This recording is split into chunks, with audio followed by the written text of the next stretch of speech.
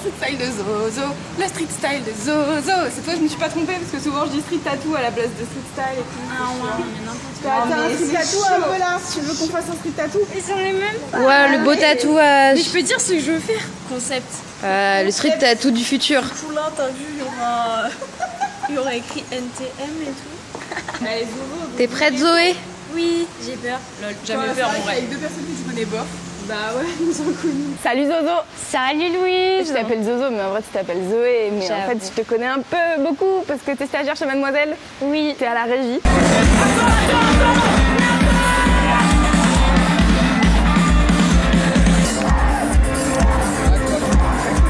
On est à Lollapalooza et Cassandre est en train de faire le truc le plus lollapaloozien qu'elle puisse faire, je pense.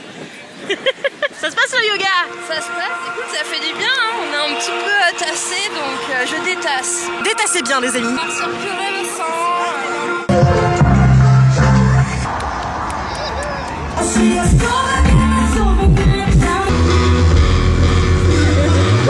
Coucou le vlog, je vais attendre que l'âme ait fini de parler car il a la voix qui part.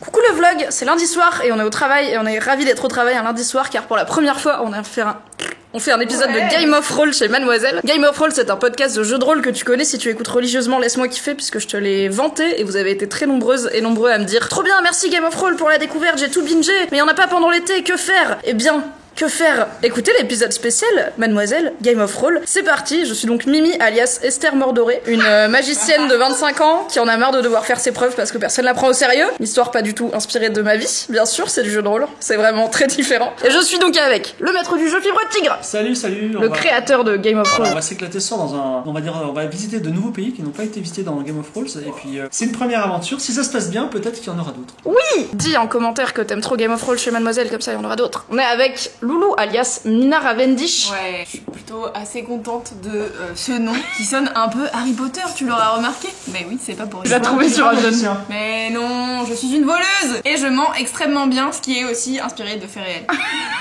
Est-ce que tu viens de dire que tu n'as jamais aimé les Mademoiselles, car tu leur dis tout le temps que tu les aimes?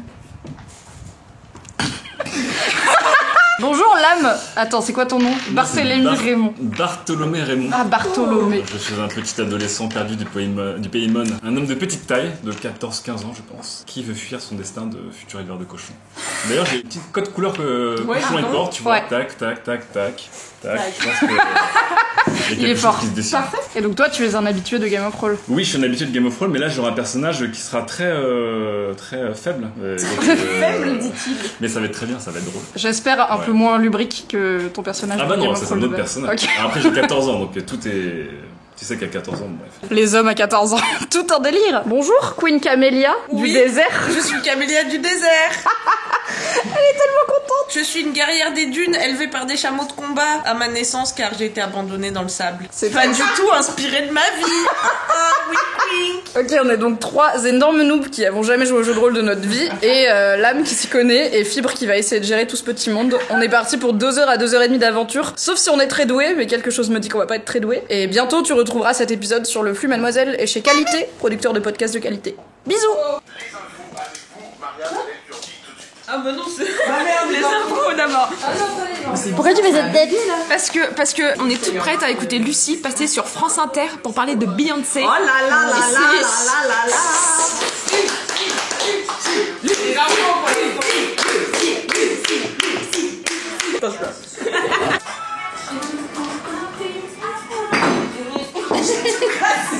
Allez, c'est le show ce soir. Ce soir, à 2h du mat, ouais. Je suis sûre que Lucie elle est en train de faire ça. Ouais, grave. Lucie Niécrase, rédactrice pour le webzine Mademoiselle, bonjour. Bonjour. Ensemble, on reviendra sur...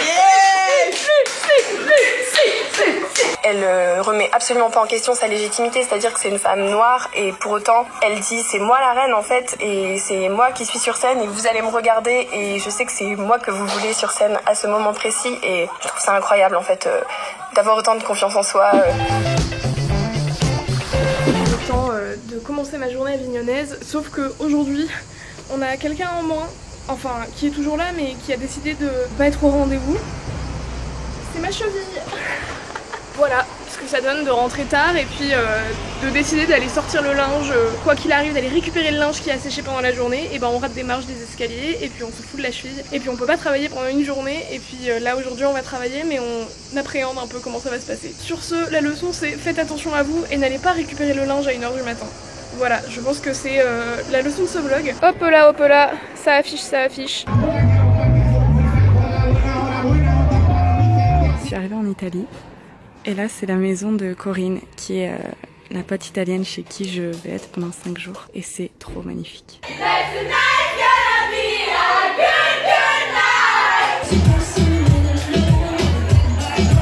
Coucou le vlog, aujourd'hui je suis à Touré, donc c'est dans le sud de l'Espagne, encore plus au sud que Valence. Hier pour venir on a fait du stop et on est allé jusqu'à Alicante et du coup on a dû passer la nuit à Alicante. Du coup on a pris un bus ce matin assez tôt pour venir jusqu'ici pour acheter des madeleines en fait, c'était tout.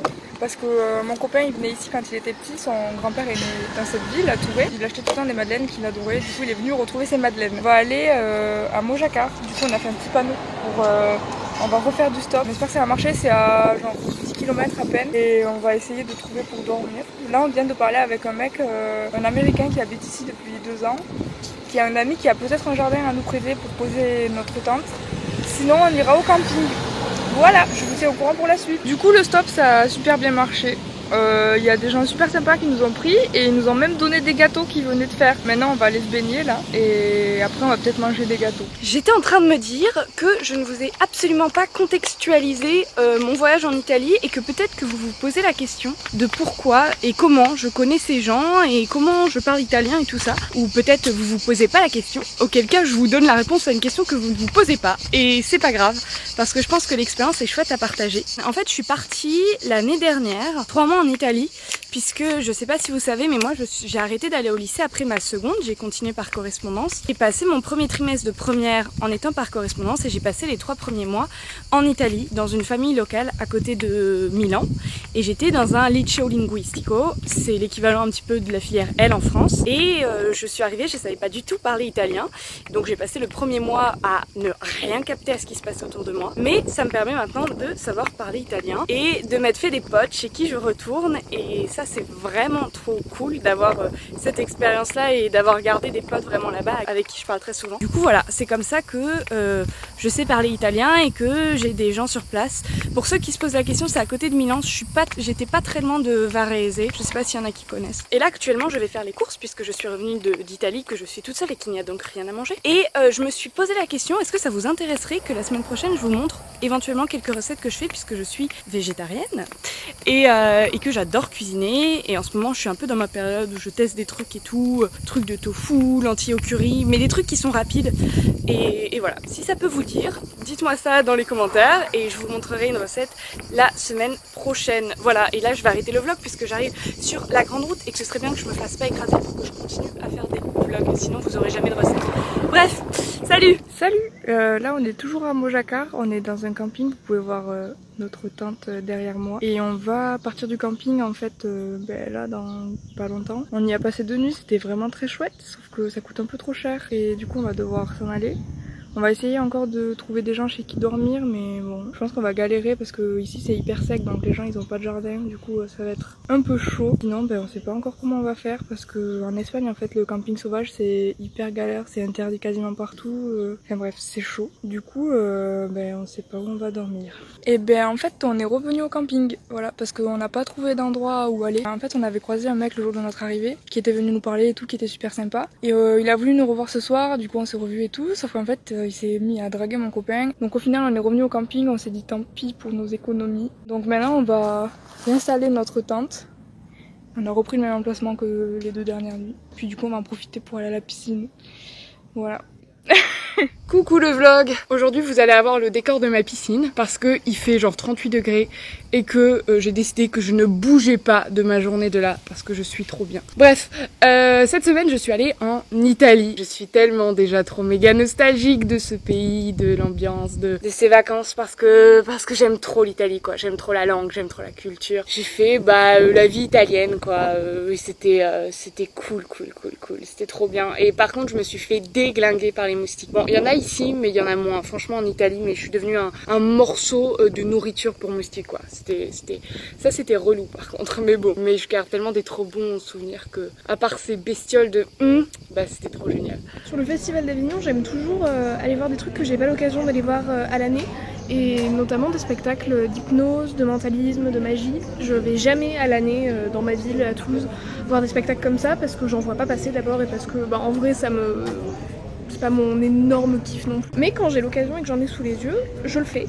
Et du coup là, sur le festival, j'ai déjà vu 2 spectacles, un d'hypnose et un de mentalisme. Et les 2 étaient pas très bons. Et visiblement on dirait que j'apprends pas de mes erreurs puisque je vais en voir un 3e. J'espère que ce sera le bon. Et sinon je vais être très triste parce que j'ai payé la place très cher. Mais il faut pas le dire. Malgré mon tarif off qui est censé me donner des réductions, c'était vraiment un peu cher. Priez pour moi s'il vous plaît pour que le spectacle soit bien. Et je vous fais un petit update évidemment après le spectacle. Et bien les amis, je sors de ce fameux spectacle de mentalisme. Et ben c'était très chouette. C'était très impressionnant. Vous voyez comme quoi j'en ai vu 2 pas bons. Et ben là il en fallait un. Coucou, c'est Cassandre, j'espère que ça va bien le vlog. Moi je viens d'arriver à Nîmes pour participer à la plus belle, à la plus grande, à la plus noble et à la plus sportive des aventures. J'ai nommé le Tour de France. J'ai été invitée par Leclerc pour découvrir le Tour de France de l'intérieur, car comme tu le sais peut-être si tu as déjà lu mon article, c'est une de mes grandes passions dans la vie, le Tour de France, parce que qui dit le Tour de France dit famille devant la télé, été en fait, dit soleil, dit beau paysage en France, beau mollet musclé, enfin plein de choses quoi. Et demain on part pour le Pont du Gard pour faire l'étape Pont du Gard Gap. Du coup moi je serai avec Leclerc parce que nos régions ont du talent, voilà. Et je suis super contente, c'est trop bien quoi. Je vais pouvoir vous montrer ce que c'est de travailler sur le Tour de France, car il y a énormément d'étudiants qui bossent pour le Tour de France. Et ils m'ont invité dans un petit hôtel, un tout petit hôtel, hein. Pas grand chose, un tout petit hôtel. Bon, la vérité, c'est que, en fait, je devais pas avoir cet hôtel à la base, mais il y avait plus de place ailleurs, donc du coup, ils nous ont mis dans un 5 étoiles. C'est un peu le premier 5 étoiles de ma vie, et ça m'a fait très bizarre quand on t'appelle madame suivi de ton nom de famille, qu'on te montre tout, et que on veut porter ton sac tout le temps, alors que j'ai juste un sac à dos. Laissez-moi porter mon sac à dos. Je suis grande, je peux porter mon sac à dos. Par contre, j'ai peur de tout. Qu'en fait, si j'y touche, j'ai peur qu'en fait, ce soit payant et qu'on m'ait pas dit. Comment je sais si j'ai le droit d'y manger ou si c'est payant? Et l'eau, est-ce que j'ai le droit de la boire? Et comment je sais si le café, j'ai le droit de le faire? Et pareil pour le thé. Et dans la salle de bain, comment je sais si j'ai le droit d'utiliser le savon ou si ça va me coûter 200 €? Oh non, des peignoirs, ma vie, les peignoirs. C'est la douche, c'est la taille de ma salle de bain à Paris. J'en ai des problèmes. Si je réfléchis logiquement, ils auraient pas laissé ça en extérieur si c'était payant, puisque peut-être j'allais pas le manger et donc ça allait périr. Si je mange une framboise, c'est pas grave, y a pas de problème, non? Bah c'est une très bonne framboise. Peut-être qu'elle va me coûter 50 €, mais c'était une très bonne framboise. Ok, il vient de se passer un truc bizarre. La télé, elle s'est allumée et elle sait qui je suis. Il y a marqué mon nom. Bienvenue Cassandre. J'ai peur. Pourquoi on peut scanner la télé? J'ai pas envie de scanner la télé. Update. J'ai mangé toutes les framboises. Update de l'update. On vient de m'appeler, c'est le spa. Et maintenant on m'appelle Madame Cassandre Claire Aronica pour un soin des mains au spa. Hier, j'ai mangé une boîte de lentilles par terre dans ma chambre, donc ça fait le changement d'ambiance est rude. Il est 11h30, je viens de manger avec la team Leclerc. Ils sont grave cool. Si, Nîmes, c'est beau. Et ah bah, Leclerc, voilà. J'ai rencontré Lucie. C'est avec elle que j'ai discuté et avec qui j'ai mis au point ce projet de partir visiter le tour et voir ce qui s'y passe. Et c'est super chouette. Elle avait emmené Esther il y a quelques temps faire de la voile et découvrir un peu pareil de l'intérieur comment ça se passait. Peut-être que tu es sans savoir que cette année Leclerc est le sponsor officiel du maillot à pois. Donc le maillot à pois c'est le maillot des grimpeurs. C'est la première année que Leclerc sponsorise le Tour de France et du coup ils sont assez à fond. Il y a toute une team com, marketing, organisationnelle qui est là. Ça y est, je suis arrivée pour la caravane de Leclerc. J'ai pu discuter avec pas mal de personnes qui travaillent du coup pour la caravane Leclerc et qui ont toutes des parcours et des jobs hyper différents. Des étudiantes, il y a des comédiennes, il y a une fille qui vient du Cirque du Soleil et c'est des personnes qui viennent pour plein de raisons, que ce soit par passion ou par c'est une tradition, etc. Si t'es quelqu'un qui aime vivre en communauté, qui a envie de vivre une expérience très particulière un été, de vivre une vraie aventure et en itinérance, puisque du coup tu passes 3 semaines dans ton mois de juillet à faire le tour de la France, littéralement, c'est dans le titre, ça s'appelle le Tour de France. Du coup tu vas pouvoir tisser des vrais liens avec une équipe. En caravanier, ça va être différents jobs, mais principalement tu as le métier de distributeur, distributrice, où tu vas lancer les cadeaux. Donc sur Leclerc, ça va être différents types de cadeaux, donc vraiment dans le contact. Je suis avec Camille. Qu'est-ce que tu fais ici toi sur le tour? Alors moi je suis caravanière, donc on dit hôtesse, mais la réalité c'est caravanière sur ce chat. Ok, donc ce panier géant Leclerc, trop bien. Mon rôle c'est de distribuer des goodies toute la journée aux gens qui sont sur le bord de la route. Super. C'est la première fois que tu fais ça? C'est ma 4e année. Ok, donc habituée.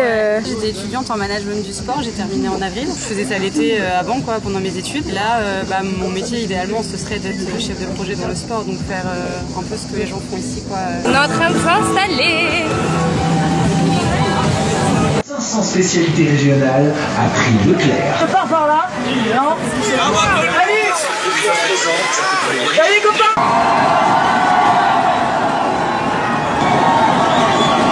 Je suis rentrée à la grande ville de Paris. Au début j'y allais un peu pour le délire de je vais être sur la caravane du Tour de France, mais au final c'était vraiment super beau et les 6 heures sont passées très très vite. C'était super chouette, je suis enchantée de cette expérience. J'ai jamais vu, je crois, d'événement qui est aussi fédérateur, c'est-à-dire que du kilomètre 0 au kilomètre 200, il y avait vraiment tout le monde quoi, c'est-à-dire des enfants ou des personnes très âgées, il y avait de tout quoi, et c'était trop chouette et tout le monde, il y avait une super ambiance, vraiment de la bonne humeur. Moi j'ai passé 6 heures à faire coucou à des gens et à sourire, c'était trop bien, j'avais limite des petites crampes à la fin de la journée. C'était vraiment chouette, c'est une expérience unique et je suis vraiment contente d'avoir pu faire ça puisque techniquement je pourrais jamais refaire ça dans ma vie. Et dimanche c'est l'arrivée du Tour à Paris. Moi j'y serai avec mon cousin qui est vraiment un fan de la course. Peut-être qu'on se croisera sur les Champs-Élysées dimanche en fin d'après-midi pour accueillir le Tour de France comme il se doit. Coucou le vlog, c'est Alix et je suis en télétravail car c'est la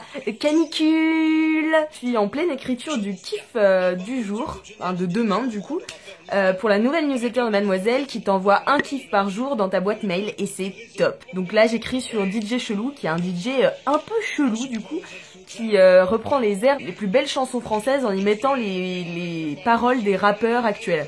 Donc voilà, ça donne des choses formidables. Tu en sauras plus en t'abonnant à la newsletter Mademoiselle. Un kiff par jour.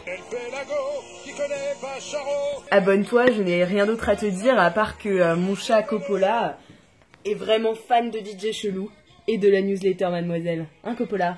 Cligne une fois si tu es fan. Cligne.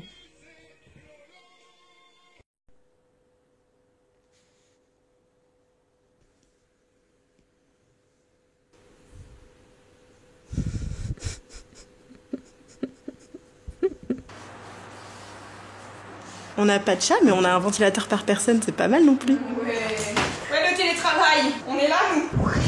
Coucou le confessionnel, c'est la première fois que je viens te voir pour dénoncer un acte vraiment malsain de la part de mes collègues.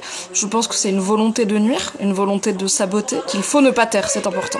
Donc, jeudi dernier, comme une semaine sur 2, je passe un excellent moment à faire Laisse-moi kiffer en compagnie de Cédric, plutôt cinéphile, de Kalindi, rédactrice spécialisée dans le cinéma, et de Louise, qui se trouve connaître 2-3 trucs en matière de cinéma. Et moi-même, bien sûr, nous formons la Brigade du Kiff, la première équipe de Laisse-moi kiffer. Et donc, je parle d'une chaîne YouTube, Nani Nana, qui s'appelle Pop Culture Détective, qui parle de cinéma et de séries. Voilà, tu vois quoi. Et je parle du film Les Évadés, en anglais The Shawshank Redemption, qui est adapté d'une nouvelle de Stephen King, qui se trouve à avoir dans son premier rôle Morgan Freeman. Et oui, Morgan Freeman, cet acteur afro-américain d'un âge avancé que tout le monde aime et qui a une voix incroyable. Bon, l'erreur étant humaine, ce qui se passe c'est que pendant l'épisode évidemment je me trompe et je ne dis pas Morgan Freeman mais je dis Martin Freeman, à savoir Bilbo le Hobbit ou le Watson de Sherlock, très peu afro, très peu américain et très peu vieux. Voilà, Alors, les noms se ressemblent, ça arrive, mais est-ce que tu penses que une seule de ces personnes qui m'entourent et qui connaissent toutes, j'ai vérifié, la différence entre Morgan Freeman et Martin Freeman me l'aurait dit pour que je puisse me reprendre? Non,